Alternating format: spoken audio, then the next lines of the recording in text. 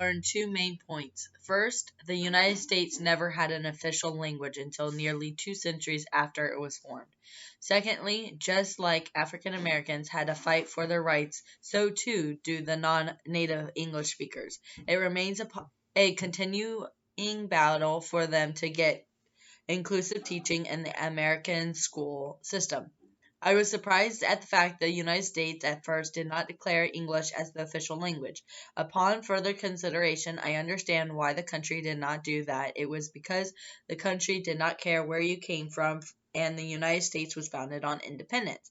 But now this topic makes me question who made it official to English, and why cannot there be an openness to language with many schools that have other language predominant. Without an official language, those schools could be open to having the non-native language used in more ways as an elective for the school. Next, when is the world going to come to the realization that many of the non-native speakers are citizens, so they should have all the rights that other citizens have? There should be no fighting about things that could be solved, I think, with further thought.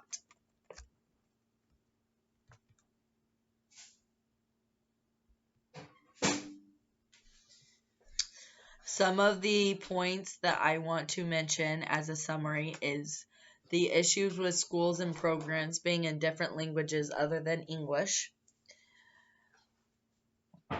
Like I said in my reflection, I don't agree with the English being all the programs and excluding Spanish and French. Point two is 50 states have accepted help from the government, therefore needing to follow policies. Point three, students that are non-English don't need to put in their own classroom. This one rubs me the wrong way whenever I found out that the non-native speakers were being put in their own classroom like they had a disease or a disability.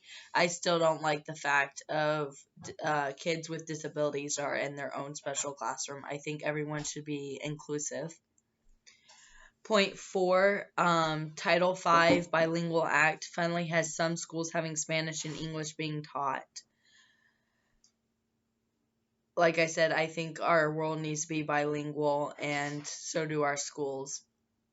Point five, made progress. Now schools have to show the state what they are doing in the program. Before, there was people saying, yes, we have Spanish as being taught, and in reality, there was no program for the non-natives to be in school. They did not understand one word that was being in school because it was in English and not in Spanish. Now there are schools that are mandatory by state to show that there are programs for Spanish speakers and French speakers and deaf and blind people.